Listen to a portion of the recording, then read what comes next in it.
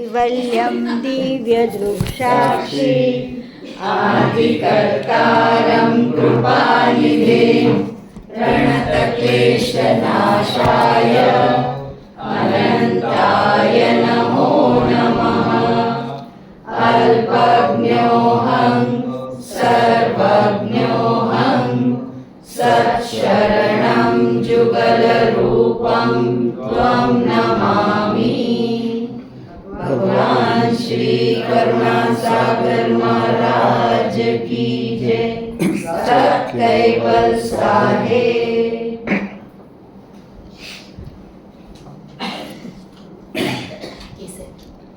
ઉલટ ક્રિયા ક્લાસ 67 નિરંજન અને અવ્યાકૃતની ઉલટ ક્રિયા જે ચાલુ છે.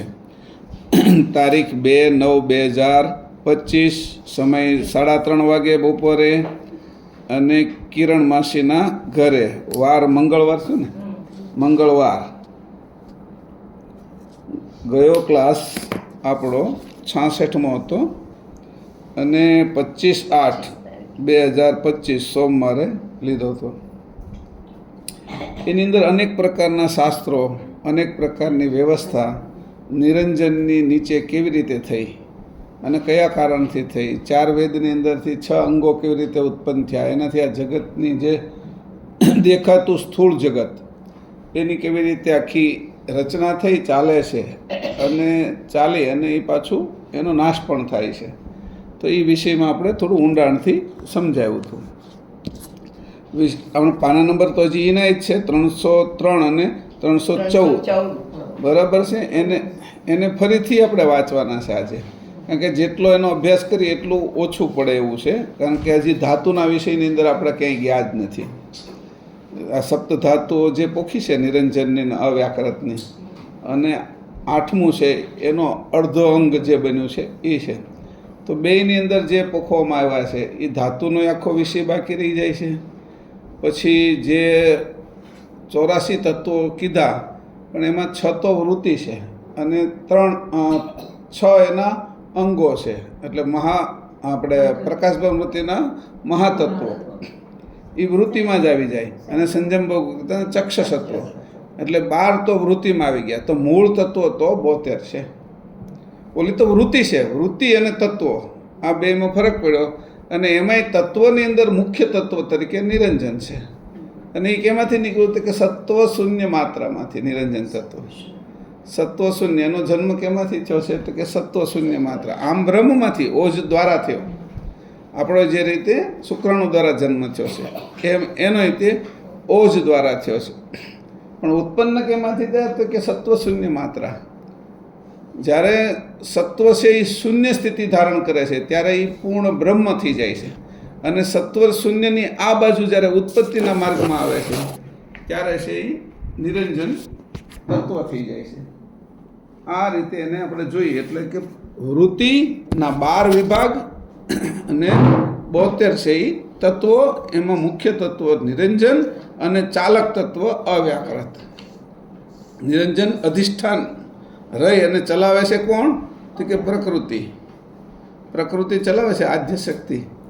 જેમ ચાલક તત્વ છે ઘરની અંદર માલિક, ચલાવે છે માતા સ્ત્રી, એવી રીતે ચાલક તત્વ છે એ રાજ્યની અંદર રાજા અને ચલાવે છે એના અમાત્યો, સેનાપતિઓ, એના મંત્રીઓ, એ બધાય ચલાવે છે. એ રીતે નિરંજન છે એ એવા પુરુષ છે. અને એ જે તત્વ ધારણ કર્યું છે એ જે પુરુષ છે એના માટેની જે ઉલટ ક્રિયાઓ આપણે કરીએ છીએ, તો પુરુષનું અંશ જુદો થઈ જાય એટલે ખાલી તત્વ રહે. એ તત્વને ચલાવવા માટે અંશની જરૂર પડે. એટલે જે અંશ જે તત્વ સાથે જોડાણો એનું સ્વરૂપ એ સંજ્ઞા કારણે ધારણ કરી લે. એટલે પોતાને ભૂલી જાય. ત્યારે જે ભૂલી જવાપણું છે પૂર્ણતા નિરંજન પુરુષ. આપણે બધા ભૂલી જ ગયા છીએ આપણે અંશ છે કે જે તત્વની સાથે અંશ જોડાય એટલે એના સંગના કારણે પોતાની સ્મૃતિ એને આપી દે જળ તત્વને. એટલે પોતે છે એ જે હું છું એની અંદર એની જે વૃત્તિ છે અથવા એની જે આરત છે અથવા એનું જે વિત્ત છે એ ઓછું પડે. એટલે ત્યાં સુધી જઈ ન શકે. એટલે જળમાં આપણે આરત આપી એટલે આપણા વિષયમાં આપણે વિચારી ન શકીએ. શરીરના વિષયમાં જ્યારે વિચારવાનું શરૂ કરીએ, શરીરને આગળ વધારવાનું, એને સજીવ રાખવાનું, એના પક્ષમાં જ આખો દિવસ અંશની ગતિ થયા કરે.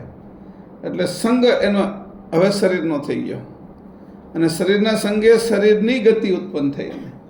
શરીરને એની ચેતન કર્યું જળને, પણ એની ગતિ પછી જળ જેવી થઈ ગઈ. એટલે જે પોતાને જાળવી રાખવાનું વિત હતું એ વિત એની ન જાળવી શક્યો. એની વૃત્તિ એવી બધી એની સાથે રમવાણ કરી નાખી શરીર સાથે કે પોતાને ભૂલી ગયો. આ વિષય છે ક્યાંથી શરૂ થયો? તો કે નિરંજનના વ્યાકૃતની અંદરથી શરૂ થયો અને આપણા સુધી આવ્યો. અહીંથી નીચે જતા જાય એમ પશુ વિભાગ, પક્ષી વિભાગ એ શરૂ થઈ જાય.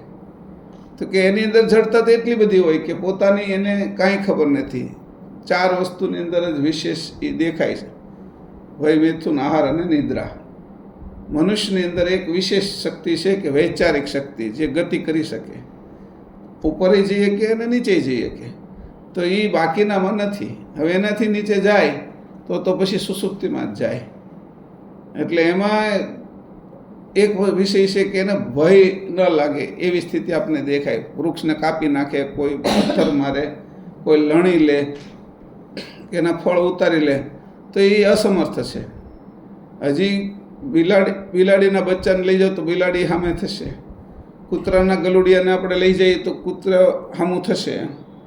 ગાયનું વાછરડાને આપણે લઈ જઈએ તો એ લડવાની કોશિશ કરશે આપણે યારે. એનું છે એવું એને ભાન છે, એની સમજ છે.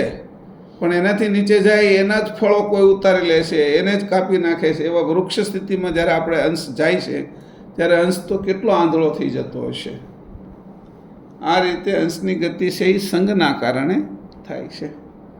હવે એ ફરીથી આપણે વાંચીને પછી સંઘમાં શું થાય છે એના વિશે થોડી વાત કરશું. વાંચીએ, પાના નંબર 13થી પાછું વાંચીએ. હવે અવ્યાકૃત અને નિરંજનના વિભાગની ક્રિયા સ્ત્રી પુરુષ બંનેને વિશે ભિન્ન ભિન્ન રહેલી છે તે કહું છું, જે સાંભળો. 4 દેહ સુધી, એટલે કે સ્થૂળ દેહથી મહાકારણ દેહ સુધી સ્ત્રી પુરુષ બંનેમાં સરખા ભાગ રહેલા છે, પણ 5મા દેહને વિશે જ બંનેના દેહમાં ભિન્નતા રહેલી છે. તે અધિક ન્યૂન ભાગની ક્રિયા જે પ્રમાણે રહી છે તે કહું છું. 8 ભાગ નિરંજનના અને 2 ભાગ અવ્યાકૃતના, આ 10 ભાગે પુરુષ દેહ થયો છે. તે પૈકી 8 ભાગમાંથી 7 ધાતુને વિશે 7 ભાગ મેળવ્યા, તેણે કરીને પુરુષ દેહ થયો, અને બાકીનો 1 ભાગ પિંગલા નાડીમાં મૂક્યો. એથી કરી આ નાડી પુરુષ રૂપ થઈ. હવે અહીંયા આપણે પુરુષની જે નિરંજનના ભાગો હતા તો પહેલાં એને કીધું કે કેમાં પહેલો હું 7 ભાગ મૂકાય, ક્યાં મૂક્યા? તો કે સપ્ત ધાતુ. પહેલી ધાતુ કઈ? રસ. રસમાં ભાગ મૂક્યો. હવે વસ્તુ હતી કેવી? અરસ. અરસમાંથી હવે રસ થઈ ગયો. મેં તે દિવસે કીધું હતું ને હમણાં કે આકાશમાં જ્યારે ચોખ્ખું આકાશ હોય તો અરસ આપણને દેખાતો નથી, પાણી દેખાતું નથી. પણ વાદળા થાય અને એનાથી પાર રહેલું જે સઘનઘનનું પાણી છે એ અરસ છે. અને એવી એક પ્રક્રિયા થઈ કે રસ રૂપે વરસાદમાં નીચે ઉતર્યું અને પાણી તરીકે આવ્યું. જે હમણાં 4 મહિના કે 6 મહિના આપણે નહોતું દેખાતું, એ 4 મહિના ચોમાસાના આવવાથી આપણી દ્રષ્ટિએ પડ્યું.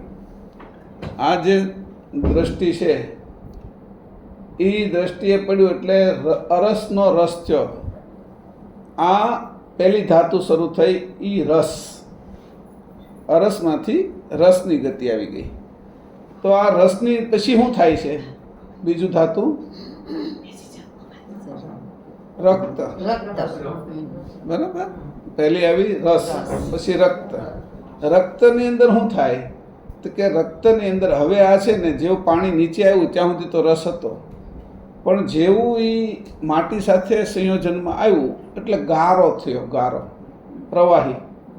આપણું લોહી છે ને એ ગારા જેવું છે. ફૂંકાઈ જાય એટલે ખબર પડે કે ગારા જેવું છે. સમજાણું? એટલે અરસમાંથી રસ. હવે 7 ધાતુ અરસને આપણે ગણતા નથી. અરસ તો ત્યાં જ છે, પણ નીચે જ્યારે ક્રિયામાં આવ્યું છે નિરંજનના નીચેની અંદર, ત્યારે રસમાં આવ્યું. રસમાંથી રક્ત થયું. રક્ત કેવી રીતે થાય છે? તો કે જે રીતે કોઈ માટી હોય, ઉપરથી વરસાદ પડ્યો તો ચીકણી આ તે માટીની સંયોજનમાં આવે એટલે ડોળું પાણી, જે ડોળું પાણી થવું ડોળાઈ જવું. ઘણી વખત તો ઉપરથી છે નદીઓ આવતી હોય ને એમાં વરસાદ બહુ થયો હોય તો એ પાણી પહેલાં ચોખ્ખું હોય અને વરસાદના કારણે જે ધૂળ એની ભેગી આવે એટલે પાણીની અંદર ઘટ્ટ થઈ જાય પાણી. એ જે પાણી ઘટ થઈ જાય તો એનું જે દેખાય રૂપ, એ રૂપ છે એની અંદર આપણને છે એ બધી કળો દેખાય, માટીની એના બધા અવશેષો દેખાય.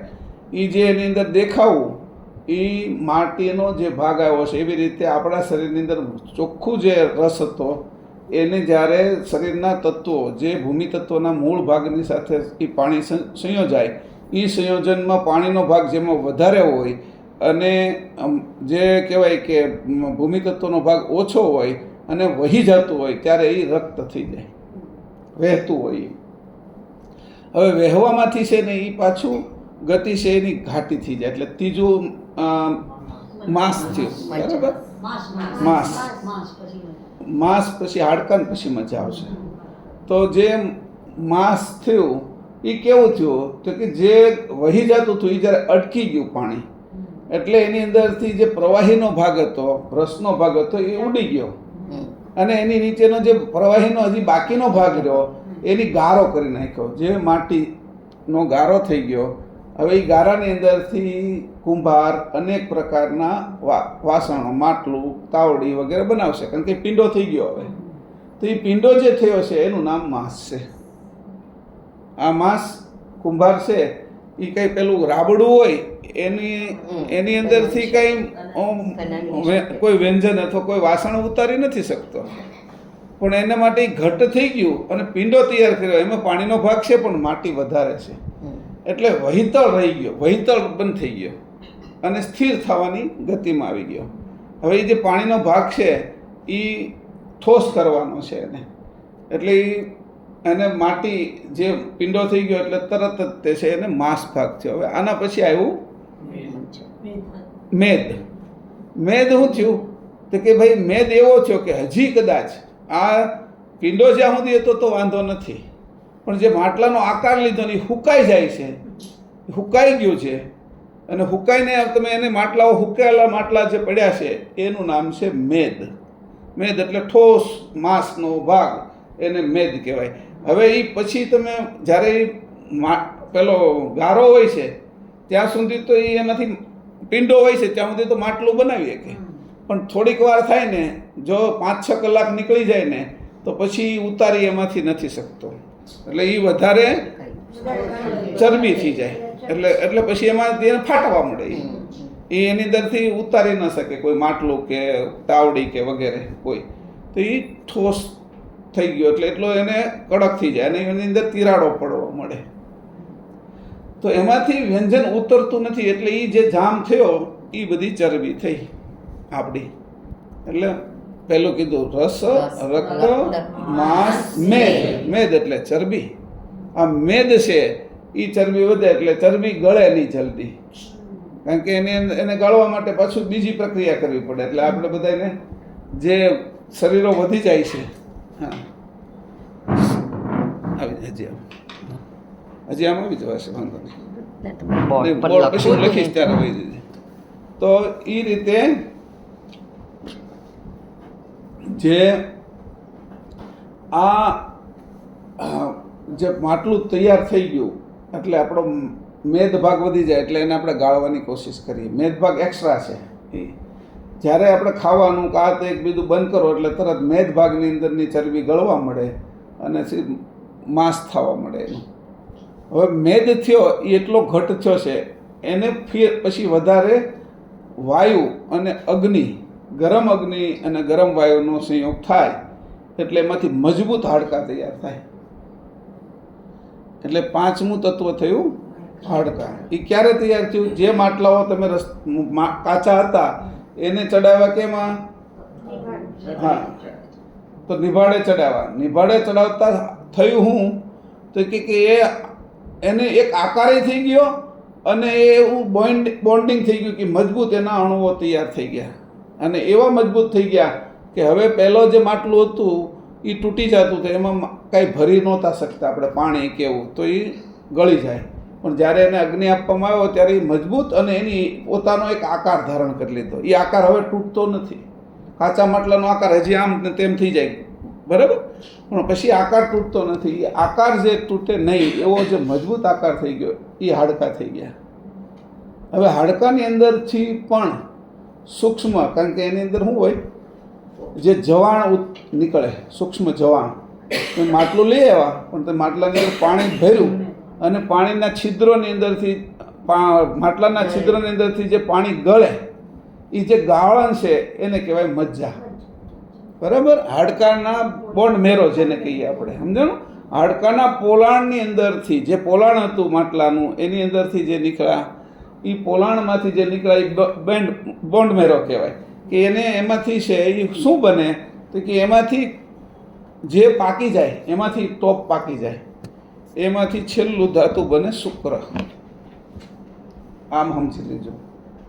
આખી મેં પ્રક્રિયા એટલે કીધું કે તમને વરસાદથી લઈ અરસથી લઈ રસ, રસમાંથી રક્ત, રક્તમાંથી માંસ, માંસમાંથી મેદ, મેદમાંથી હાડકાં અને હાડકાના જવાણની અંદરથી મજ્જા આવી ગઈ ને. મજ્જા તો એવી રીતે મજ્જા. તો મજ્જા છે એ જે તૈયાર થયા એની અંદર બીજી આટલું બધું જ્યારે પાક્યું ને ત્યારે બીજું ઉત્પન્ન કરવાની શક્તિ એની અંદર ધારણ થઈ ગઈ. કારણ કે ત્યાં હું એટલા બધા પાક્યા એટલે પાકીને જે મજબૂત થયા એટલે છેલ્લામાં છેલ્લું ધાતુ પાછું શુક્ર બની ગયો, શુક્રાણુ. અને શુક્રાણુનો પાછો શું બન્યું તો કે મનુષ્ય. કારણ કે એટલો પાક્યો, એટલો એ બધામાંથી પસાર થયું. જે શુદ્ધ હતું એકદમ, એને કાંઈ આ સૃષ્ટિની ખબર નહોતી પડતી, પણ પોતાને શુદ્ધ રહેવાનું અને આ સંસારમાંથી નીકળવાનો એવો જે ભાગ હતો એ જ શુક્રાણુ બન્યો. અશુદ્ધ થતા ગયા એ ઓલી 6 ધાતુમાં આવી ગયા બધા. જે અશુદ્ધ એટલે ત્યાં ત્યાં પડ્યા રહે, એ પહેલામાં, બીજામાં, ત્રીજામાં એમ પડ્યા રહે. એ 6 શરીરમાં પડ્યા રહે. 7મું શરીર જ્યારે આવે ત્યારે અંકુરી દેહ આવે. અને અંકુરી દેહની અંદર જ્યારે એ આવ્યા ત્યારે એ છે એ પોતે શુક્રાણુ થયા. ત્યારે એની અંદર બધા જ પ્રકારની સમજ સાથે એ પોતે શુક્રાણુ થયો. એ જે સમજનો પાછો મનુષ્ય. આ જે સમજ છે એ મનુષ્યને પરાકાષ્ઠાએ પહોંચાડે છે. ક્યાંથી એ વાત કે નિરંજનના આ 7 ભાગો છે. હા, અને નિરંજન એ 7 ભાગો છે એવી રીતે એમાં મેળવ્યા છે કે એના નિરંજનના ભાગોના કારણે આટલી ગતિ ઉત્પન્ન થઈને પાછો શુક્ર જે છે એ નિરંજનનું જ વિત છે એમ સમજી લીધો. અત્યારે બનાવ્યો છે અંકુર કરતા, પણ સોંપ્યું છે કોને તો કે નિરંજનને. બેંક ભલે ગમે નહીં હોય, આપણા પૈસામાં જમા કરાવી એટલે બેંકને આપણે સોંપી દીધા. આપણા પૈસા, માલિક પૈસાને આપણે હતા. હવે વહીવટ કોણ કરે છે? બેંક. અને બેંકનો વહીવટ કોણ કરે? કેશિયર. કે કોને પૈસા દેવાના, કોને નહીં દેવાના, એના ખાતામાં શું છે, કેટલા પડ્યા છે, એનાથી વધારે દેવાય ન જાય, એ બધું ધ્યાન રાખે. એનું નામ છે નિરંજન.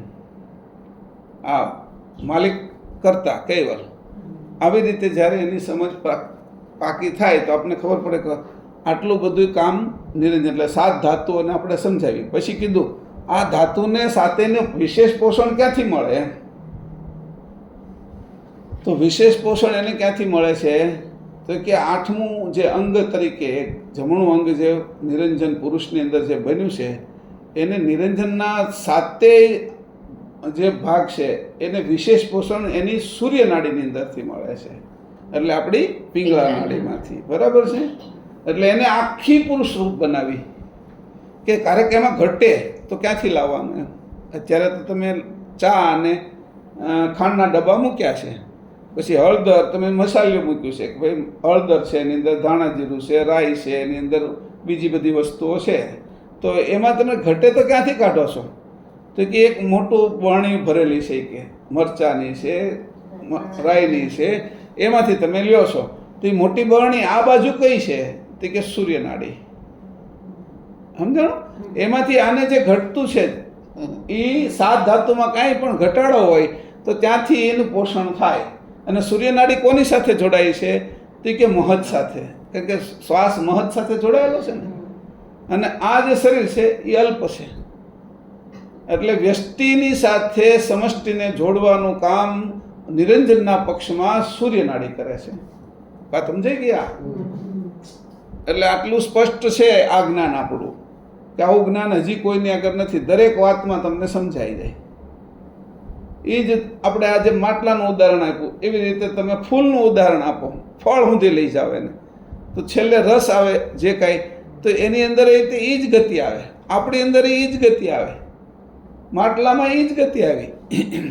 જે કાંઈ બનાવો તમે, ઘરેણાં બનશે ને તો એ જ રીતે બનશે. એમાં બધું રસમાંથી ઉત્પન્ન થાય.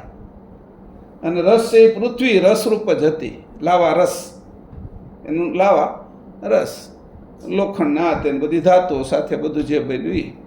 વૃક્ષની અંદર જે લાકડું દેખાય છે એ રસરૂપ જ છે, એને જામી ગયું છે એટલે ઠોસ દેખાય છે. એમાં અગ્નિ અને રસનો જે ભાગ છે એ જામી ગયો છે. તો એ જે જમાવવાનું કામ કોણ કરે છે? તો કે એક હજી નાડી રહી છે, આને જમાવવાનું, એટલે એ પિંગળા નાડી છે એ પોષણ પૂરું કરે, તો એને ત્યાં સ્થિર કરવાનું કામ એટલે જમાવવું પડે. આપણે પાણીને જમાવી તો બરફ થાય, એટલે સ્થિર કરવાનું કામ કોણ કરે છે? તો કે અવ્યાકૃતનો એક ભાગ જે ડાબા પડખે પુરુષને મૂકેલો, એ આ જે ધાતુ ઉડી ન જાય એટલે એને જમાવી દે છે. કારણ કે ચંદ્રનાડી શું છે? ઠંડી છે. ઠંડી છે એ કોઈ પણ વસ્તુને ઠોસ કરી દે, અને જે ગરમ છે એ કોઈ પણ વસ્તુને ઉડાડી દે. સમજાણું? આ રીતે કરીને હવે એ બેયને સમાન જેને રાખતા આવડે છે, તો જ્યારે જેટલો ભાગ ખરાબ થયો એને આપણા શરીરમાંથી કાઢવો હોય તો એને ઉડાડી દેવાય, અને નવો જે શુદ્ધ ભાગ આવે છે એને પાછો જમાવી દેવાય. સમજાણું? હવે ઘરમાં છે એ આપણે બધી વસ્તુ લાવ્યા, તો સારી જે વસ્તુ આવી, બે રીંગણા છે, આ મરચાં છે, કે કોઈ ફળ ફળાદી લાવ્યા, તો એની અંદર બે ભાગ હોય છે. એક તમારે નથી કામનો એવો, અને એક કામનો એવો છે. તો જે કામનો છે એ ભાગને તમારે સંઘરી દેવાનો, ફ્રીજમાં આમાં તેમાં મૂકી દીધો તમે.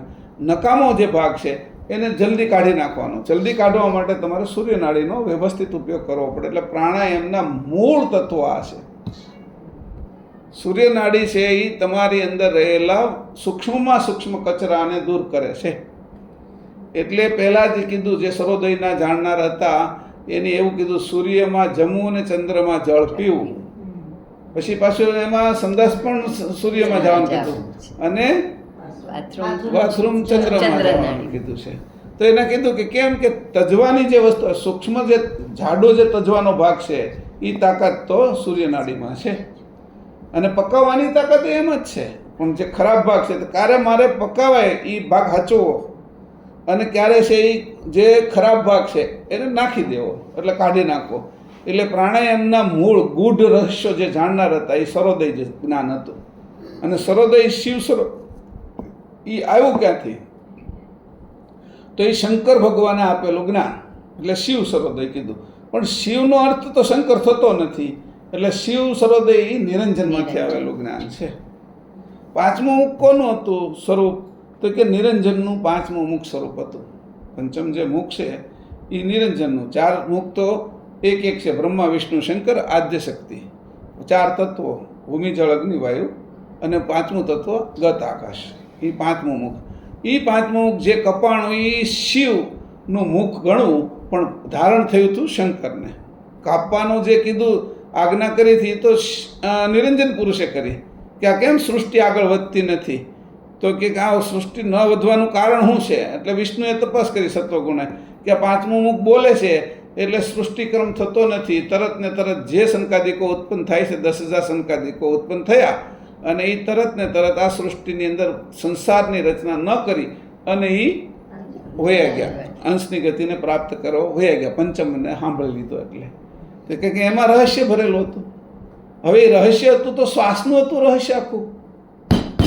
એ શ્વાસનું રહસ્ય છે એ ગજબનું હતું. એ શ્વાસનું જે રહસ્ય હતું એ પછીથી કોઈના હાથમાં આવ્યું નહીં. એટલે કોઈક થોડું જાણ્યા, એને શિવ સરોદય તરીકે મૂક્યું. પણ આવ્યું ક્યાંથી? પંચમવેદમાંથી શિવ સરોદય. જે માથું શંકરના ગળામાં પડ્યું છે અને બ્રહ્મ રાક્ષસ થયું છે, એ જ પાંચમું મુખ એ પંચમ સ્વસંવેદ છે. જે આપણી નાડ કપાણી છે ને જે સમજણ કપાણી એની સાથે હજી જોડી નથી શક્યા. જો જોડી શકીએ તો એ આપણને ખબર પડી જાય કે હજી આપણે એ સ્થિતિમાં છીએ. જે માનવ ઉદરમાં જે આપણી સ્થિતિ હતી, એ બધા જ અંગો આપણે બનાવ્યા. એ જે પ્રાણ હતો સૂક્ષ્મ રોશન સમીરા, એ રોશન સમીરાની જે ગતિ હતી એ ગતિ પાછી પ્રાપ્ત કરવી જોઈએ. આ ઈડા પિંગળાને સુષ્મણા એ તો નિરંજન હેઠળના તત્વો છે, અને પહેલાં છે એ તો નિરંજનની ઉપરના તત્વો છે. એટલે આ રીતે એને જ્યારે જાણીએ ત્યારે ખબર પડી કે શિવ સરોદય છે એ પંચમ વેદમાંથી નાનો એવો ટીપું જે પડી ગયેલું છે એ ટીપામાંથી ઉત્પન્ન થયેલું શાસ્ત્ર છે. અને એના આધારે એ ટીપું જે પડી ગયું છે, સમુદ્રમાંથી એક ટીપું લઈ એટલો ભાગ જે પડ્યો છે એની અંદરથી નાકે લેવાના શ્વાસની જે પ્રક્રિયા થઈ, એમાં વસ્ત્રિકા હોય, અનુલોમ વિલોમ હોય, પછી કપાલભાતિ હોય, એવા અનેક પ્રાણના આયામો ઉત્પન્ન થયા. એનું નામ પ્રાણાયામ.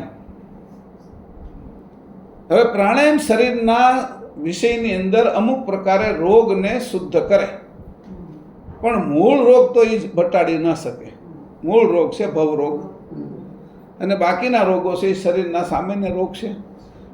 એ સામાન્ય રોગને મટાડવાની શક્તિ પ્રાણની અંદર છે. એ પ્રાણનો ઉપયોગ વ્યવસ્થિત કરવાની રીત એટલે એને કીધું જે કાંઈ કાર્ય કરો એમાં તમે નાડીઓ જુઓ. એમાં આ બે નાડીઓને મુખ્ય ગણી, એક નિરંજનની એક ભાગની અને એક અવ્યાકૃતના એક ભાગની. સંપૂર્ણ નિરંજનના જે એક ભાગની અંદર છે એ મોટા ભાગે ખાંડ રૂપ છે, એની અંદર હાથ ધાતુઓને પોષણ મળે છે.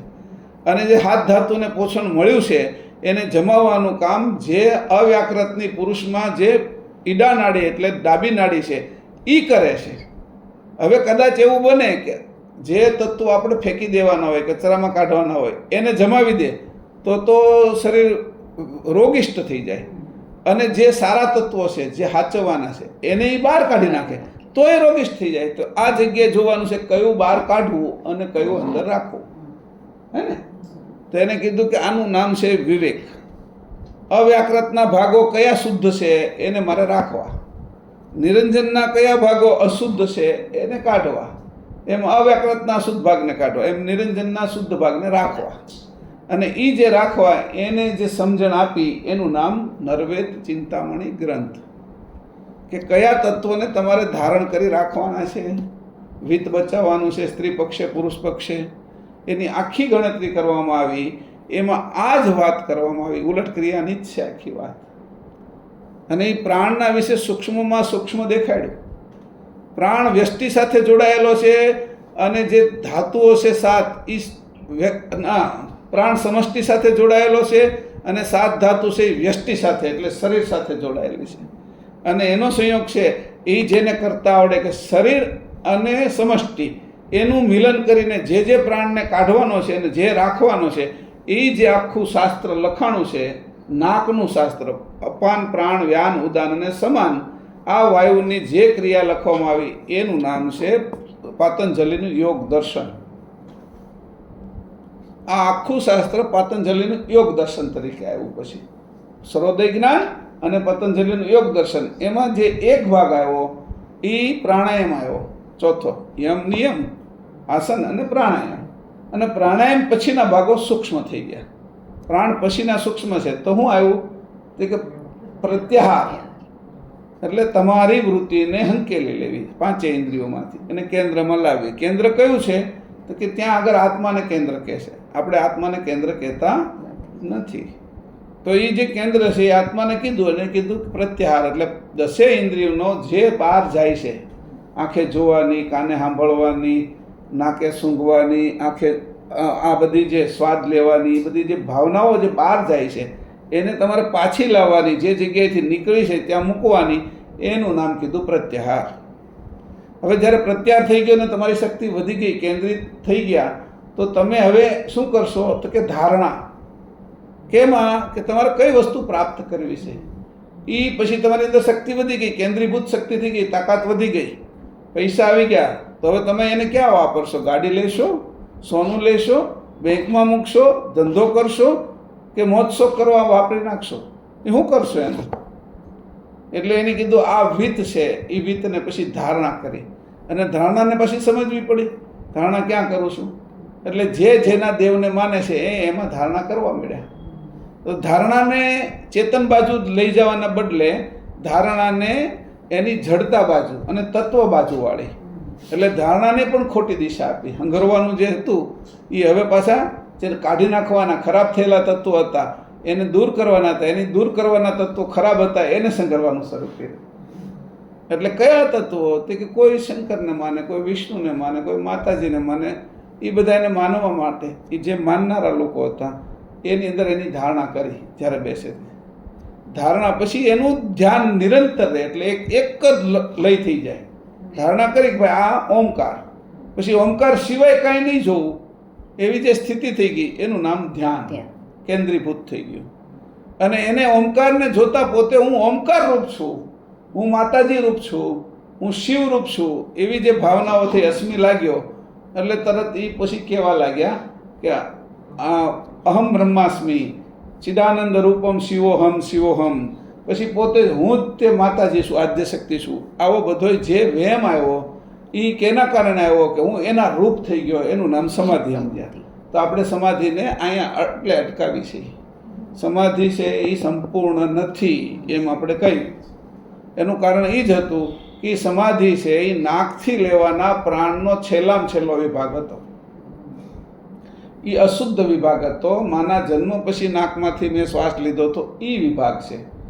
માના ઉદરમાં મેં શ્વાસ લીધો હતો એ વિભાગ નથી. એટલે શુદ્ધ ઓમકાર નથી. આ છે એ વિકારી ઓમકારની અંદર સત્વ રજ અને તમો, અકાર ઉકાર અને મકાર, ઉપર રેપ અને એની ઉપર આવેલી બિંદી, આ બધું જ વિકારી તત્વ નિરંજન નીચેનું ઉત્પન્ન થયું. હવે પછી આગળ વાંચી કે મેં આ તમને 7 ધાતુઓ કેવી રીતે થાય, 7 ધાતુનો જે વિષય હતો એ અને 8મી જે એક અંગ બનાવ્યું છે એની પૂર્ણ સમજણ આપી. દાખલો પણ એવો જ પરમ ગુરુની દયાથી મળી ગયો આપને કે જે માટલું બનાવવું ત્યાંથી લઈને આ તરત તદ્દન સમજાય એવો, એમાં કાંઈ પણ આપને સંશય ન થાય એવો દાખલો મળ્યો. એની જે માટલું બનાવ્યું એની અંદર જે પાણી ભર્યું એવા જ આપણે બધા માટલા છીએ. અને આપણી અંદર વિત નામનું પાણી ભરેલું છે અત્યારે, સમજાણું? એને એ જમાવટ કરી છે અત્યારે એની, એમાંથી થોડું કંઈ જવાણ થાય છે. એ જવાણની અંદરથી પાછો બીજો મનુષ્ય ઉત્પન્ન થાય છે. આ રીતે વિત છે એમાં આપણે ગયા. મૂળ વસ્તુ અંકુર જ છે. ગમે ત્યાંથી હું તમને એ જ કહીશ કે પહેલો દેહ જ અંકુરી છે. આ ઉલટ ક્રિયામાં જવાનું ક્યાં છે? સરનામું શું છે? તે કે અંકુરમાં. ઉલટ ક્રિયા કરીને તમે અહીંથી ઘરે જશો, અહીંથી તમે નીકળશો, પાછા જવું છે એમ કીધું તો જવાનું ક્યાં છે? તો કે જે હું જ્યાંથી આવ્યો ને મારા ઘરે. તારું ઘર કયું હતું? તો કે અંકુર. તો આમાં બધાનું ઘર અંકુર છે જ. અહીં જેટલા બેઠા એને ક્યાંથી આવ્યા ભાઈ? અંકુરમાંથી, શુક્રાણુમાંથી આવ્યા. કોઈ એમાં કોઈ ના ન પાડી શકે. દુનિયાનો કોઈ માણસ આ ખોટી વાત કરો છો મહેશભાઈ તમે, એ ન કહી શકે. એટલું સચોટ વૈજ્ઞાનિક અને સુંદર જ્ઞાન છે આપણું પાછું. એને સુંદર એટલે કહું છું કે એની આ અંકુરમાંથી સુંદર સૃષ્ટિ બનાવી, અને હજી સુંદર સૃષ્ટિની અંદર આપણે રમમાણ છીએ એટલે સુંદર કહું છું. અને સાચું એટલું છે કે એની અંદર તમે પ્રૂવ કરીને આપીએ એટલે વૈજ્ઞાનિક છે. પછી સત્ય છે, સત્ય, વૈજ્ઞાનિક અને સુંદર. આ 3 શબ્દો યાદ રાખવા. ક્યારેક લખી પણ લેવાય આવા બધા મૂળ શબ્દો આવતા હોય તો કે અંકુરની અંદર તો કે સત્ય છે આ જ્ઞાન. આપણું જ્ઞાન શું છે? તે કોઈ કલ્પના નથી. જેટલા દેખાય અંકુરી. એટલે તમારે આપણે જવાનું ક્યાં છે? તો કે અંકુરમાં. એટલે અંકુરમાં જવાનું છે તો એમાં સત્ય જ્ઞાન છે. અંકુરમાંથી આવ્યા છીએ એને કોઈ ના ન પડે કે સત્ય જ્ઞાન છે. પછી સાયન્ટિફિક છે, વૈજ્ઞાનિક છે કે એને તમે જેમ છે એને સમજાવી શકો એમ છો. અંકુર જ ફલિત થયું છે. અંકુરમાં જ આંખ હતી, અંકુરમાં જ કાન હતા, અંકુરમાં જ લીવર, કિડની, આ તે બધું જ હતું. અને 9 મહિનાની અંદર અંકુરનો મનુષ્ય થવાની જે ગતિ છે એ અંકુરમાં જ હતી. આ વિષય છે એ ગજબનો હતો. એટલે કીધું કે આ સત્ય જ્ઞાન છે. પછી કીધું કેવું છે? સુંદર. તમારે પળોજણ નથી, તકલીફ નથી, કષ્ટ વેઠવું નથી પડતું, મજા છે, સુંદર જ્ઞાન છે અમારું. અને એટલે જ આવી સરસ મજાની સુંદર સૃષ્ટિ બનેલી છે. એમાં બધી જ પૂર્ણતા દેખાય છે આપણને. પક્ષીઓ એની રીતે પૂર્ણ કામ કરે છે તો કીડી એની રીતે પૂર્ણ કામ કરે છે. રાજા એની રીતે, મનુષ્ય એની રીતે, દેવો એની રીતે, સૂર્ય ચંદ્ર બધા પૂર્ણ કામ કરે છે. અને પૂર્ણ કામ સરસ રીતે જે થઈ રહ્યું છે એ જ બધાનું હાર્મોની, બધાની આમ રિધમ એક હરખી જે હાલે છે એનું નામ જ સુંદરતા છે.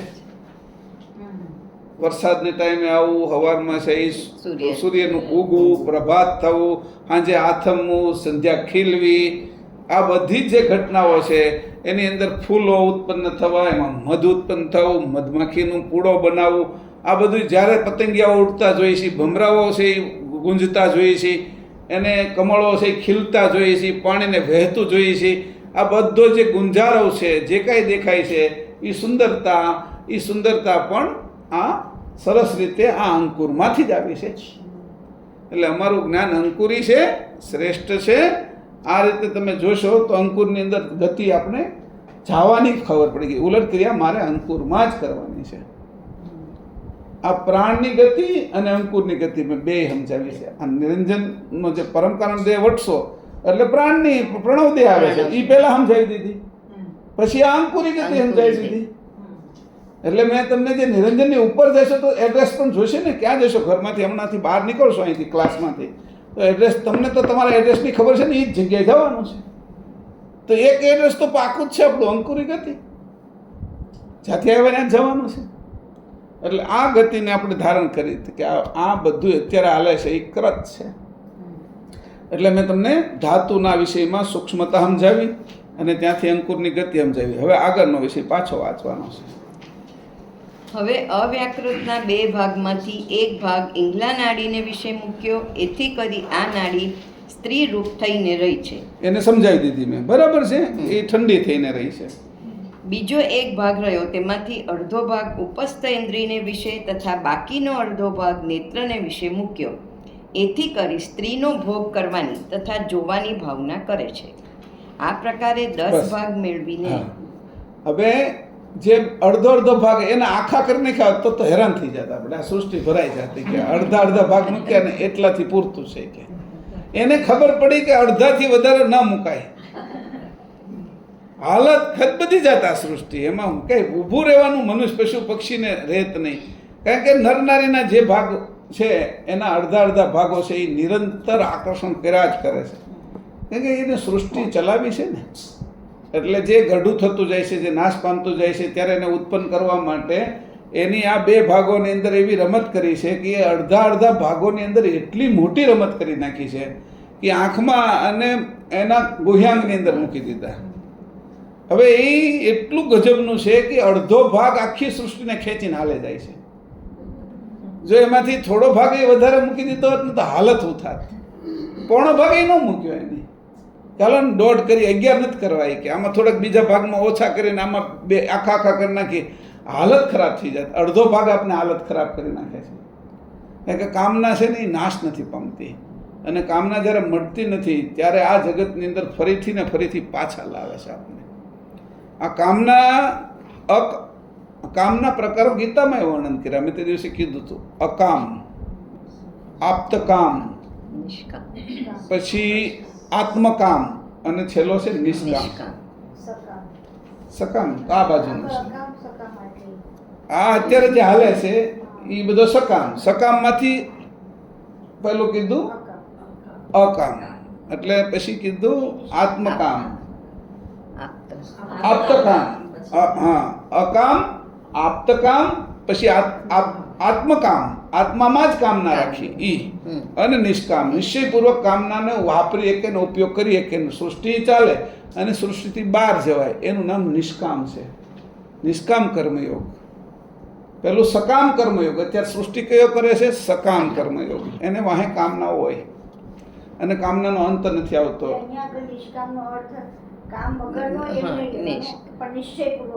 હા, જે ગીતામાં કામના કહેવામાં આવે છે નિષ્કામ, એટલે કામ નથી એવો.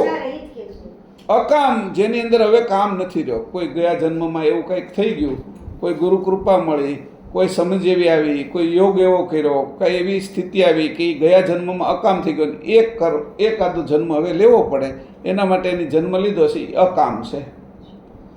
હવે એ ગયા જન્મે છે એ કામનામાં હતો, સકામમાં. એ કામના એને છૂટી એટલે શું કે આપ્તકામ છો, કામને છોડી અને અકામ છો. આમ તો બરાબર અકામ છો. હવે એની અકામ થયો પછી મારે કામના નાખવી કે હજી જે બચ્યું છે એ, એટલે કીધું હું આત્માની અંદર જ મારી કામના નાખીશ. હવે સ્ત્રી અને પુરુષના દેહની અંદર મારી કોઈ આસક્તિ નહીં થવા દઉં, એટલે એની કામના નાખી આત્મામાં, એટલે એ આત્મકામ છો. અને છેલ્લો છે એ નિષ્કામ છે. હવે એને કીધું હવે આ ત્રણેય એને આવી ગયું તો હવે શું કરે છે કે નિશ્ચયપૂર્વક કામને ઉત્પન્ન કરે જેટલો જોઈએ એટલો, અને નિશ્ચયપૂર્વક કામને બંધ કરે. પોતાના હાથમાં કામની લગામ હોય એવો જે વ્યક્તિ છે એને નિષ્કામ કહેવાય. એ એક પણ ડગલું વધારે ન મૂકે અને એક પણ ઓછું ન રહેવા દે. જગતને ઉત્પત્તિ કરવા માટે જે કામની જરૂર પ્રમાણે પરમ વિવેકથી વાપરવામાં આવે એને નિષ્કામ કહેવાય. અને વાપર્યા પછી જેટલો વાપરવો છે એટલો જ વાપરે, એનાથી એક ડગલું વધારે ન વાપરે અને એની સમજ જેને છે એ જ નિષ્કામ છે. નિશ્ચયપૂર્વક કામનાને ઉત્પન્ન કરે અને નિશ્ચયપૂર્વક કામનાને અટકાવી શકે એ દરેક ઇન્દ્રિયો ઉપર એનું પોતાનું રાજ્ય હોય એને કીધું સ્વરાજ. પોતાનું રાજ્ય દરેક ઇન્દ્રિય ઉપર હોય એને કીધું સ્વરાજ. હવે એની કામના જોવાની કામના એના હાથમાં છે, જેટલું જોવું એટલું જોવે. સાંભળવાની કામના એના હાથમાં છે. કોઈ ખોટું આતું બોલતું હોય તો એ ન સાંભળે. એને સાંભળવા છે ભગવાનના કે ચેતનના કે એ શબ્દો જ સાંભળે, બીજા શબ્દો સાંભળવા નથી. એટલે નિશ્ચયપૂર્વક જે નથી સાંભળવું એને રોકી શકે, અને સાંભળવું છે એને એ પાછો ગ્રહણ પણ કરી શકે, સાંભળી શકે. નિશ્ચયપૂર્વક એને જે સુગંધ જોઈ છે એ સુગંધ લઈ શકે, અને નથી જોઈતી એવી દુર્ગંધને એ ન લે અથવા ત્યાંથી દૂર વયો જાય. એવી રીતે નિશ્ચયપૂર્વક નક્કી કરે કે આ જ ખોરાક મારે ખાવો જોઈએ અને આ ખોરાકથી મને હિત થાય એવું છે. અહિત કરનારો કોઈ ખોરાક ન ખાય તો નિશ્ચયપૂર્વક ખોરાક ખાવો અને નિશ્ચયપૂર્વક નથી ખાવાનો એને છોડી દેવો. એવી રીતે દસેય ઇન્દ્રિયોને પોતાના આધીન રાખે અને પોતાની રીતે વર્તાવી શકે એનું નામ છે નિષ્કામ. આ નિશ્ચયપૂર્વક કામનો ઉપયોગ કરનાર આ વ્યક્તિ છે. એટલે સૃષ્ટિ ચાલે અને પછી પોતે પાછો કેવલ કર્તાની અંદર રહી શકે, કેવલ ધામમાં રહી શકે. એટલે બેય ચાલે. હવે જે લોકો છે એ ત્યાગી થઈ ગયા, એ ત્યાગી એવા થયા કે એની કામનાઓ આ સંસાર ન હાલે એટલે સંસારની રચના ન કરવી પડે, ભાગી ગયા બધા. એટલે ભાગેડું નહીં, આ સંસાર છોડીને ગયો નહીં ને સંસારમાં રમમાણ પણ ન થયો. કૃષ્ણ નહીં, આ સમજાણું? પાછા એટલું યાદ રાખજો, રામૈયા નહીં. એટલે કીધું ગીતામાં કીધું ખરું, પણ એને કીધું નિષ્કામ, એટલે કામના જેની મટી ગઈ છે ને. આપણે એને એ શબ્દોને અહીંયા એ અર્થમાં નથી લેતા. આપણે એને એવી રીતે કહીએ છીએ કે જેટલી જરૂર છે એટલી સૃષ્ટિ રહેવી જોઈએ, તો આ ચાલ્યા કરે. હવે અહીંયા કીધું આ પ્રમાણે કરીને આપણે એના તત્વોનો વહીવટ કર્યો કે અડધો અડધો જે ભાગ છે એ એટલો નચાવે છે આપણે. અને એ સૃષ્ટિમાં લાવવાનું મૂળ કારણ છે એ બે ભાગને છે એ હંમેશા જે નિયંત્રણમાં, મુખ્ય આ બે ભાગ છે એને હંમેશા જે નિયંત્રણમાં રાખી શકે છે એ જ સાચો યોગી છે, એ જ સાચો તપસ્વી છે, એ જ સાચો સિદ્ધ છે. છોડી દે છે એ નહીં, પૂર્ણ ભોગવે છે એ નહીં. એક ત્યાગી છે અને એક રોગી છે. ભોગી છે એ રોગી છે, ત્યાગી છે એ સંસાર છે એના માટે નષ્ટ થઈ ગયો છે. એટલે એ સંસાર જેવું એને કંઈ દેખાતું નથી. જે સંસારની રચના કરતાએ કરી છે, સકર્તાએ કરી છે કે મારા અંશો એની અંદર જાય અને પૂર્ણતાને પ્રાપ્ત કરીને પાછા આવે, એ સંસારનો જ એને લઈ કરી નાખો તો પૂર્ણતા ક્યાંથી મળશે? હે ને? જે નિભાડાને દૂર ન હળગાવું તો આ માટલા પાકા ક્યાંથી થશે? એમાં તો માટલાને પાકા કરવા માટે સંસાર રૂપી નિભાડો મારે રાખવો પડે. અને એ કરત એટલે કર્તાએ બનાવ્યું છે. કર્તાની સમજ કરતાં મોટી સમજ કોઈની હોય જ નહીં. અને એમાંય રહી શકે અને નિભાડાનું પ્રમાણ પણ નક્કી રાખે કે ભાઈ નિભાડો આખા ગામને બાળી દે એવડો ન કરાય, માટલાને પકવે એટલો જ કરાય. હે? એટલે દાવા નાળ ના લગાડાય એની અંદર કે આખું જંગલ હળગે. જેટલું જોઈએ એટલો જે રસોઈ બનાવવા પૂરતો જ અગ્નિ લગાડાય, એટલો અગ્નિ લગાડ્યો એને કીધું કામ અગ્નિ. એટલે આ અગ્નિને એનાથી વધારે વધવા ન દેવો. તો કીધું આના માટે વિવેક જોઈએ. વિવેક કરીએ કે એ કોણ છે? તો કે ચેતન અંશ. અકર્તા છે એ આમાં કાંઈ કરી ન શકે. અકર્તા જે કરે એ ત્યાગ કરે એટલે સંસાર રહે નહીં. પણ અકર્તામાં જે સકર્તાનો જે ભાગ આવ્યો છે એ પાછો સંસારને યોગ્ય રીતે વર્તન કરાવીને રચે. એટલે આવી રીતે કરીને જે રચના કરવામાં આવી, બે ભાગના અડધા ભાગની પણ વાત કરી. હવે સ્ત્રીના દેહની ક્રિયા કહું છું.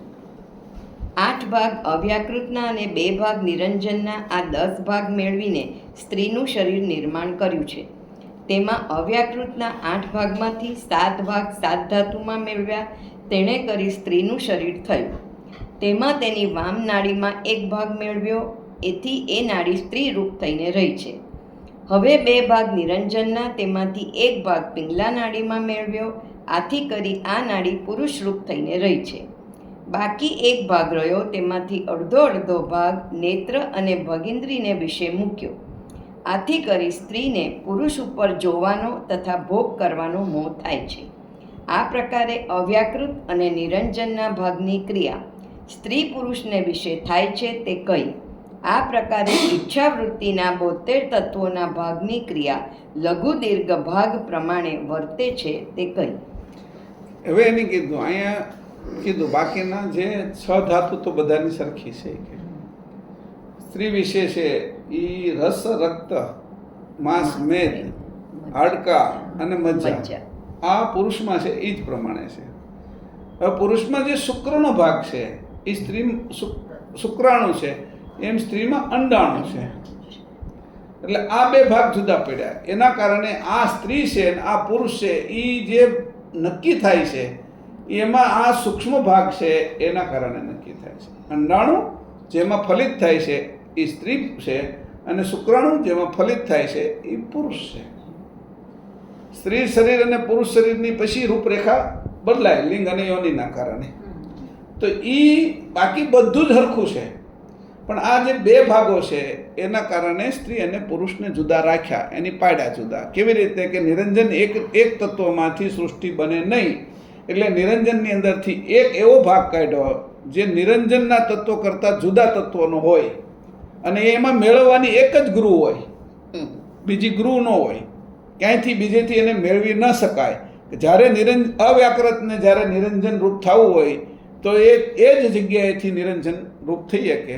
અને જ્યાં નિરંજનમાંથી અવ્યાકૃત થવું તો એનો એ જે ભાગ છે, જેમ દરવાજામાંથી જ આવીએ, દિવાલમાંથી આવી જ ન શકીએ, આપણે ગેલેરીમાંથી આવી જ ન શકીએ, એવી રીતે એનો એક એવો દરવાજો આપી દીધો છે કે એ દરવાજામાંથી જવાનું ને આવવાનું.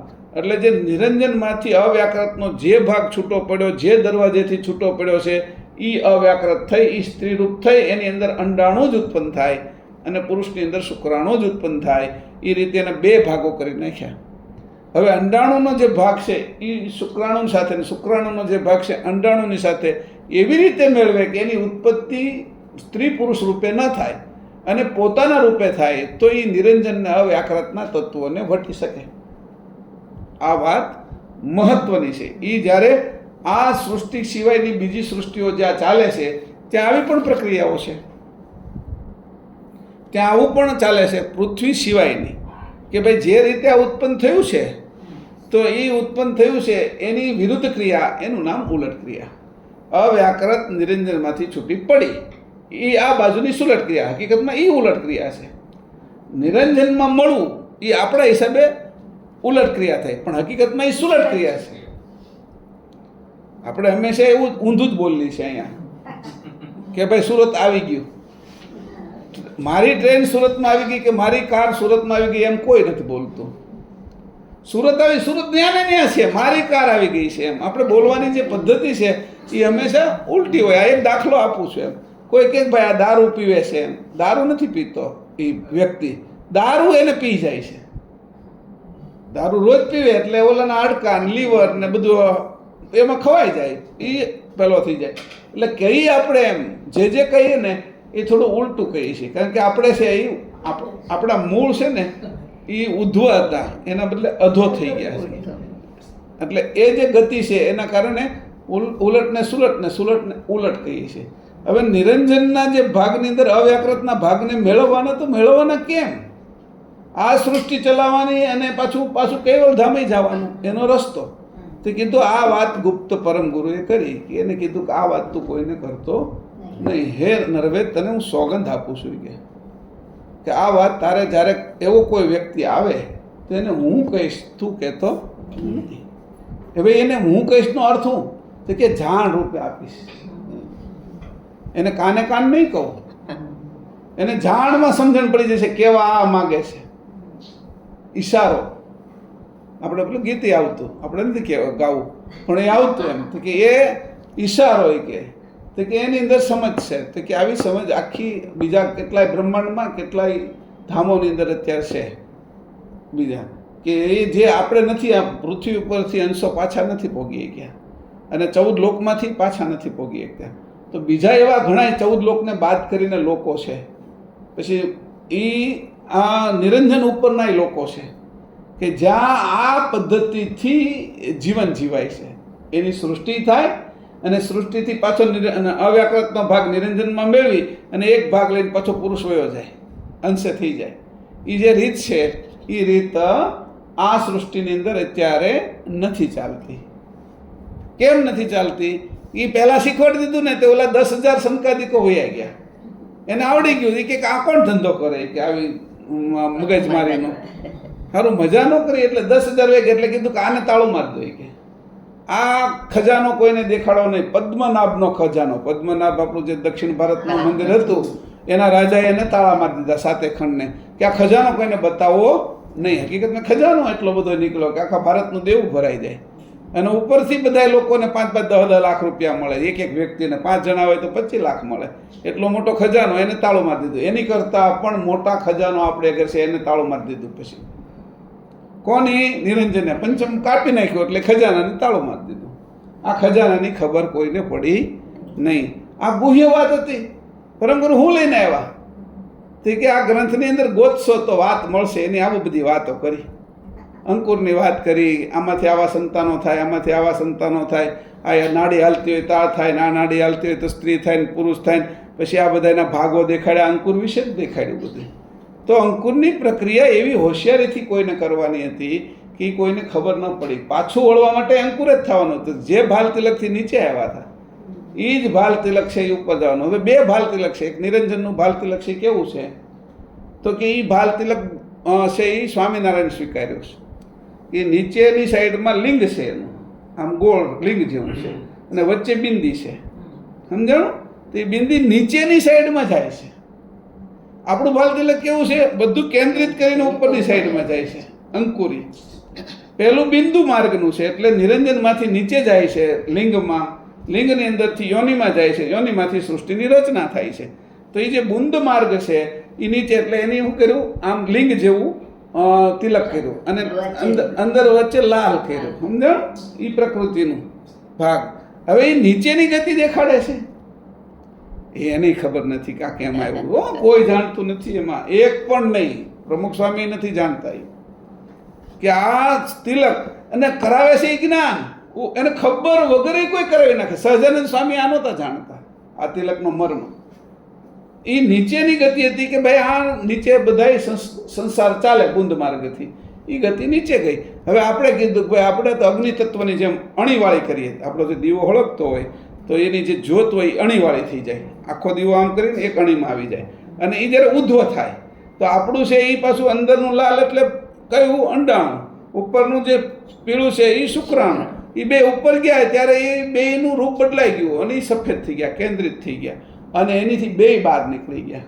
નિરંજનના વ્યાકરણ એની જે પ્રક્રિયા આપવામાં આવી એ ભાલ તિલક છે. ભાલ તિલકને આજ સુધીમાં કોઈ નથી સમજ્યું. કેમ તિલક નથી કરે? હું તિલક કરો, હું સમજો છો તમે તિલકને? નિશાની આપીને ઊભા ન રહી જવાય. આપણે કમરેજ જઈને એટલે એક બાજુ આમ જાય એટલે કે ડાબા બાજુ તમે વળો એટલે ત્યાંથી કે 285 કિલોમીટર અમદાવાદ, અને જમણી બાજુ તમે વળો એટલે 277 કિલોમીટર મુંબઈ. એટલે એને જે લખ્યું છે ને ત્યાં ઊભા રહી ગયા કે હવે આવી ગયું કે અમદાવાદ, ઓલો કે મુંબઈ આવી ગયું. અરે એ દિશા બતાવે છે તમને, ત્યાં ઊભા નથી રહી જવાનું. ભાલ તિલક તમને છે એ એડ્રેસ બતાવે છે, તમારે ગતિ આ રીતે કરવાની છે એ સમજાવે છે. તો બધા ભાલ તિલકે ઊભા રહી ગયા, અને આ ઊભા રહી જવું એ જડતા. આ સંપ્રદાય જે ચેતન ગતિનો હતો એની અંદર જડતા એટલે આવી ગઈ કે જડત્વને ધારણ કરવા મળ્યા. કેમ તિલક નથી કર્યું? પણ તિલકનો મર્મ શું, એની સમજ શું, એમાં એ તિલકના આધારે અમારે કરવાનું શું? હા, અમદાવાદ જવું છે તો તમે 280 કિલોમીટર ડાબી બાજુ ચલાવી નાખો ગાડી. તમારે 70 71 છે, 50 71 છે, 120 71 છે, એ તમારી ગાડી, તમારી ચાલવણી એના ઉપર છે કે તમને જો ડર લાગતો હોય અને ગાડી બહુ ટ્રેક્ટર નહીં લઈને જાઓ તો એ 40ની સ્પીડ કરતાં ઓછું હાલે. રિક્ષા લઈને જાઓ તો સાયકલ લઈને જાઓ તો એનાથી ઓછી. હવે કોઈ એવી ગાડી લઈને જાઓ તો તમારી 150ની સ્પીડ હાલે, એમાંય વાંધો નથી. તમે કઈ રીતે ચલાવવા માંગો છો તો એટલી સ્પીડે તમને અમદાવાદ આવી જશે. એમ ભાલ તિલકની આ ગતિને સમજવી, એમાં બે તત્વો આપી દીધા, અવ્યાકૃત ને નિરંજન. આ અહીંયા વાત કરી આખી. હવે જે મેં કીધું પહેલાં કીધું 7 ધાતુઓ, 8માના 2 ભાગ, પછી છે એ ઠંડુ અને ગરમ, પછી ત્યાર પછી આ જે અવ્યાકૃત અને નિરંજન કેમ જુદું પડે છે એ વાત, અને આ પ્રમાણે જે ગતિ આપી છે એમાં ભાલ તિલકની 2 ગતિ, નિરંજનની નીચેની ગતિ અને કૈવલકર્તાની ઉપરની ગતિ, અણિયાળી ગતિ. કારણ કે જે કાંઈ છે એ અણિયાળી ગતિ જ હાલે છે અહીંયા. અંકુરમાં અણિયાળી ગતિ છે, બુંદમાં અણિયાળી ગતિ નથી. એ ટીપું પડે છે એટલે એને રાઉન્ડ આવે છે. તમે જુઓ ટીપું પડે એટલે હમણાં અહીંયા પાડું ને તોય ખબર કે ટીપું પડે છે. પણ કાંટાની છે એ ટીપું નથી પડતું, એને અણી થઈ જાય છે, કોઈની અણી થઈ જાય છે. કારણ કે તમારે કોઈ પણ વસ્તુ વીંધવી છે તો વીંધવા માટે તમારે અણી જોઈશે. તો વીંધવાનું શું છે તો કે અવ્યાકૃત અને નિરંજન તત્વને વીંધી અને બ્રહ્મને વીંધીને પોતાના સ્વરૂપે થવાનું છે. એ વીંધવા માટે અણીની ગતિ અને એની અંદર શક્તિને સાથે લેવી પડશે. હવે જ્યાં બધાએ નિરંજને શક્તિને જે લોકોએ છોડી દીધી તો એમ પછી રામે છોડી દીધી, એમ કૃષ્ણએ છોડી દીધી. એવી રીતે જે છોડીને જાય છે એને શક્તિ નથી મળતી એટલે બ્રહ્મની બહાર ન જઈ શકે. શક્તિને પોતાના સ્વરૂપે મેળવી અને એને લઈ જાય અને ત્યાં સુધી પહોંચાડે તો એ બ્રહ્મને વટી શકે અને શક્તિનું રૂપ પોતાના સ્વરૂપ કરી નાખે. શક્તિને શક્તિ ન રહેવા દે, અંશ ભાવ કરી નાખે એનો. નકર શક્તિ વગર શંકરાચાર્ય પડી ગયા હતા, એની બહુ ત્યાગ કરી દીધો. પ્રકૃતિ નહીં એટલે નહીં જ એમ. આ શક્તિને માનતા જ નહોતા. હાલત એવી થઈ ગઈ કઈ બેભાન થઈ ગયા, ઊભા ન થઈ ગયા, ખાલી મગજ શરૂ રહ્યું. મગજથી શું થાય? ઊભા જ ન થવાય. એટલે પછી માફી માગવી પડી, તું જેમ કે એમ કરીશ. એટલે શક્તિ પછી પાછી શક્તિ એને વરદાન આપ્યું. હા, અન્નપૂર્ણા થઈને અન્ન ખવડાવ્યું. અને એ જે ઘટના ઘટી એવી શંકરાચાર્યને જે ઘટી હતી એવી રજની સારાય ઘટી કે એને ઉપરથી પડી ગયા, પછી ઊભા નહોતા થઈ ગયા. તો 2 દૂધવાળી કોઈ સ્ત્રીઓ જાતી હતી, એ એને ઊભા કર્યા, એની શક્તિ આપીને દૂધ ને આ તેને એવું બધું પાયું. એટલે અન્નપૂર્ણાએ એને એ રીતે ઊભા કર્યા. આ બધી ઘટનાઓ ઘટે છે. પછી એની સામે એનું એક અહેસાન તો થયું ને, તો અહેસાન પૂરું કરવા માટે એની સૌંદર્ય લહેરી લખી. હવે એ પહેલાંથી કોઈ દી સ્ત્રીને પ્રકૃતિને માનનારા નહોતા. હજી તો એ નથી ખબર પડતી બ્રહ્મજ્ઞાનીઓને, અને એમ નથી ખબર પડતી. ઘણા જળ પ્રકૃતિમાં આપણા સંપ્રદાયની અંદર પણ નથી આ વાતની ખબર પડતી. એવા જળ થઈ ગયા છે કે આ વાતને ન સમજી શકે એટલે હાલત ખરાબ થઈ ગઈ. કે ભાઈ તમે તે બીજા સંપ્રદાયની જેમ આપણા સંપ્રદાયમાં આપણો ચેતન સંપ્રદાય અને એની અંદર જળ કરશો તો કે આ ગતિ સારી નહીં. એટલે અહીંયા વાત આટલી કરી. એની સાથે જ તે સમય તો મારો બહુ જલ્દી વયો જાય છે. હવે મારે જે સમજાવવાનું હતું તો કીધું કે નિરંજન નીચેનું એને કહેવાય ઓરલું. એક ગઈ વખતે કીધું હતું મેં તમને, નિરંજન નીચેના શબ્દો વાપર્યા. તો કીધું પહેલું કીધું ઓરલું, બીજું નિરંજન નીચેનું કીધું આલમ, ત્રીજું કીધું નિરંજન નીચેનું ક્રત, ચોથું કીધું સંસાર. નિરંજન નીચે જે કાંઈ છે એના 4 શબ્દો વાપર્યા. પરમ ગુરુએ જ્યાં જોયે ને કે ઓરલું, ઓરલું એટલે નિરંજન નીચેનું, એટલે બ્રહ્મની નીચેનું. આમ તો બરાબર નિરંજન એમાં આવી જાય. ઓરલાનો અંત, ઓરલું એટલે આદ્ય શક્તિ અને ઓરલાનો અંત એટલે નિરંજન. બરાબર. ઓરલાનો અંત આલમ, આ આખી આલમ છે કે આ જગત આખું. આલમ ક્યાં સુધી કીધું કે નિરંજન પુરુષ સુધી આલમ કીધું. એને કીધું કે પાતાળમાં વસેલા છે ઈ આલમ સો. પેલામાં આપણે તે દિવસે આવ્યું હતું એક ચોપાઈ, આલમ કોને કહો છો એ કે યાર વાંચી લો. હા, ઉર્દુ છે પણ અહીંયા ઘણી જગ્યાએ વાપરો. પણ આલમને શું કીધું તો કીધું અહીંયા આલમ કીધું છે. આલમ સો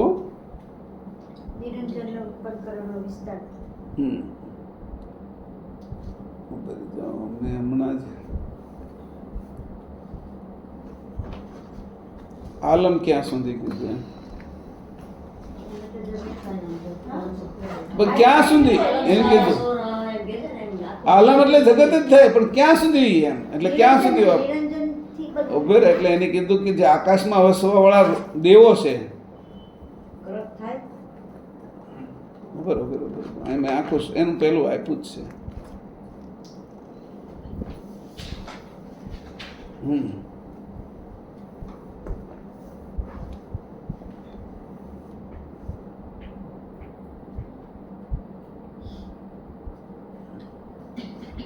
આલમ એટલે 18 વાળા બી કહેવાય.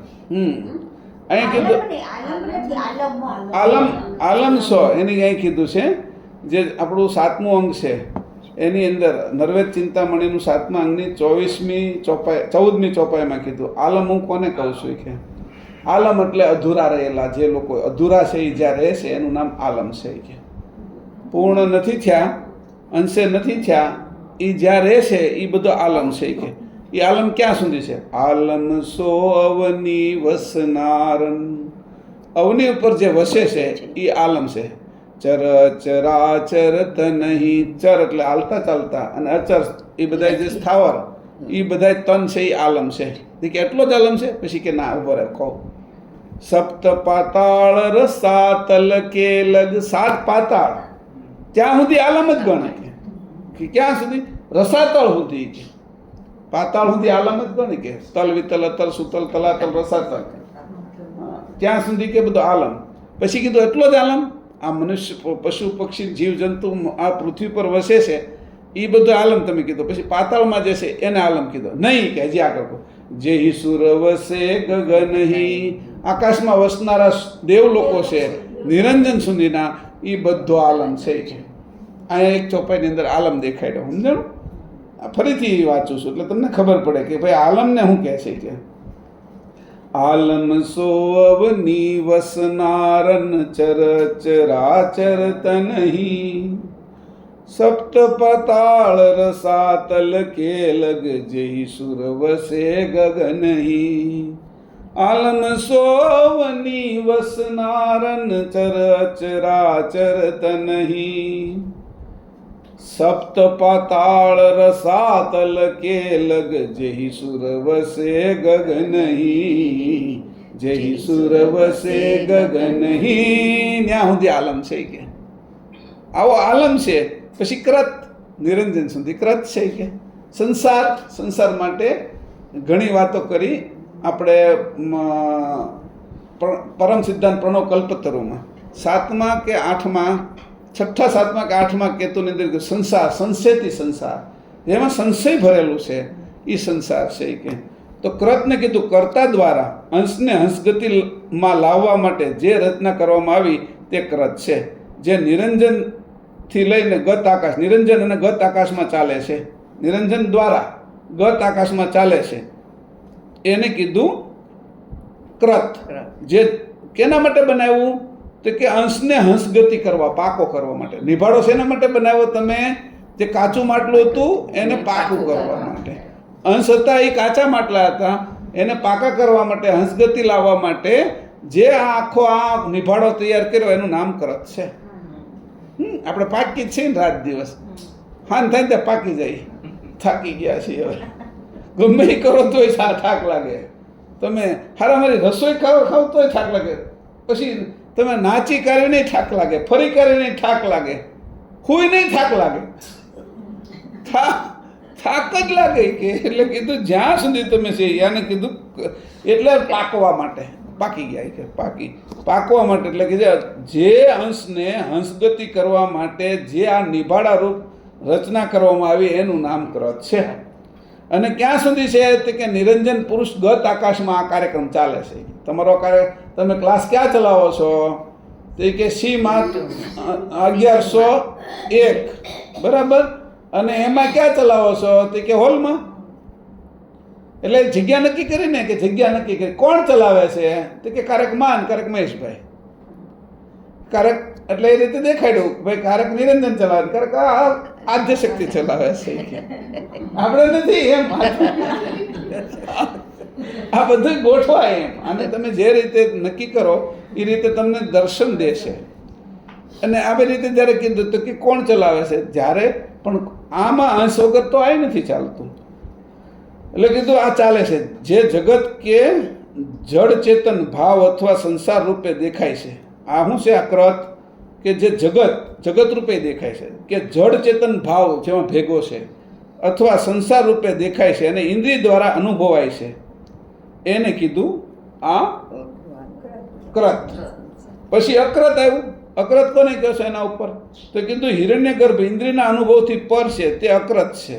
અને એના ઉપર આવ્યું ઈ ચેતન સકર્તા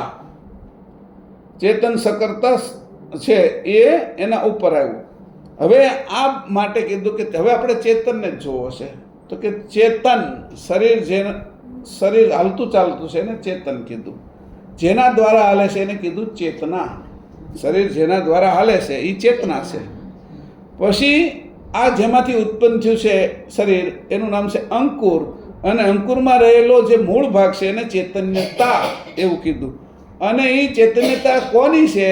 તો કે ચેતન અંશની. તો આમાં 4 વાત કરી. ચેતન છે એ ઘાટ છે, ચેતના છે એ ઘાટની અંદર રહેલી ઉર્જા છે, અને ચૈતન્યતા છે એ અંકુરમાં અંશની સાથે જોડાયેલી અંશની વૃત્તિ છે, અને અંશ કૈવલ કરતાનો એ મૂળ ચેતન છે. આ મૂળ ચેતન અંશને બરાબર પાકો નહોતો એટલે સ્કૂલમાં ભણવા માટે મોકલ્યો. એટલે એની આટલી મોટી નાની એવી સ્કૂલ બનાવી. આટલી મોટી નાની એવી સ્કૂલ બનાવી. બરાબર. આ સ્કૂલની અંદર એ પાકો થશે અને પાકો થઈને પછી હંસ ગતિ પ્રાપ્ત કરશે.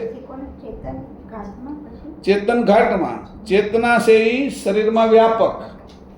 ચેતન એટલે ઘાટ, ચેતન એટલે ઘાટ, અને ચેતના એટલે શરીરમાં વ્યાપક ઉર્જા, અને ચૈતન્યતા એ અંકુરમાં આવેલી અંશની વૃત્તિ, અને ચેતન એ અંશ પોતે કોનો? કૈવલ કરતાનો. આ 4 એના ભાગ. આ બધું ઝીણી ઝીણી વાતો તમે લખશો ને તો સૂત્ર રીતે તમને હું આપું છું એટલે યાદ રહે. હા, ચેતન એટલે ઘાટ,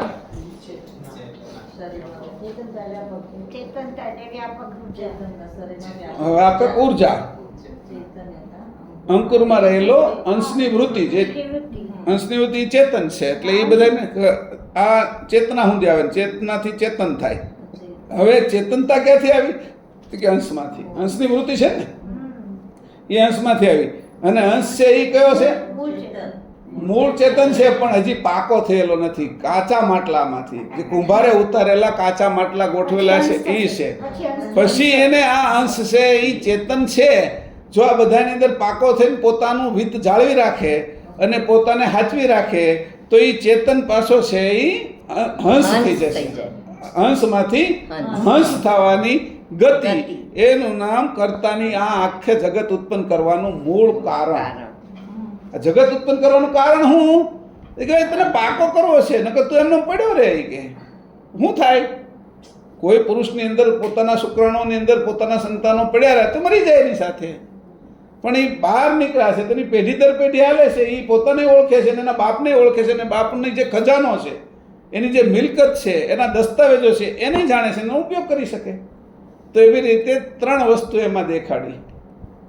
ક્રતની અંદર પોતાને બહાર કાઢવા માટે જે પુરુષ છે એ પોતાના સંતાનને બહાર કાઢે, શુક્રાણુમાંથી મનુષ્ય બનાવે. એની એક યોજના કરી. એ પકવ્યો તો પકવ્યો એ કયો? સંસાર. માતાનો ઉદર એ સંસાર, એમાં પકવ્યો. એની પકવીને જે ઘાટ તૈયાર કરીને બહાર કાઢ્યો, આ નિભાડો હતો 9 મહિનાનો. એમાંથી જેટલા મરી ગયા એ ન નીકળી ગયા, અને જે પાકી નીકળ્યો એ હંસગતિ ન થઈ ગઈ, એ પુરુષ થઈ ગયો. હવે પુરુષમાંથી કોણ પાકે? એવું પુરુષ તત્વ કોની અંદર છે? પુરુષત્વ, પુરુષાર્થ એવો કોણ કરે છે? જે પરમ તત્વને પ્રાપ્ત કરે. એવો કોણ અંશ છે કે હંસગતિ પ્રાપ્ત કરે? હા, એના માટે આ રચના કરી છે. એટલે કર્તાએ કેટલી સરસ એના અંશોને પકવવા માટે, હંસગતિ આપવા માટે આ રચના કરી છે. એનો ઉદ્દેશ આ છે કે આવું જગત બનાવે. પણ તને તરતું તો તું બનાય. તને એવું લાગતું હોય કે અમારે છે એ બરાબર નથી હાલતું તો તું બનાવે. તું હવે તારો વાળ એક છે એ રોકી નથી શકતો, નખને અટકાવી નથી શકતો, એમાં હું તું આ બધાની માથાકૂટ કરે છે. એટલે અહીંયા કીધું સમય થઈ ગયો છે આપણો, એટલે મેં અહીંયા સુધી રાખ્યું. પછી એક રથ, પછી આવશે ઓરલું, ઓરલાને સમજાવીશ, પછી આલમને આખો સમજાવીશ, અને ત્યાર પછી આવશે સંસાર, એને સમજાવશું. પછી દેહભાવ, જીવભાવ, આત્મભાવ, અંશભાવ, પછી સંઘની અસર એને સમજાવીશું આમાં. અને પછી આપણી છે એક હજી 2 ક્લાસ કદાચ ઉલટ ક્રિયા હાલશે એટલે પછી ક્લિયર થઈ જશે કે આમાંથી કેમ બહાર નીકળવું, ચોખ્ખું દેખાઈ જશે તમને. શ્રીમદ કરુણા સાગર ભગવાન કી જય. સત્ય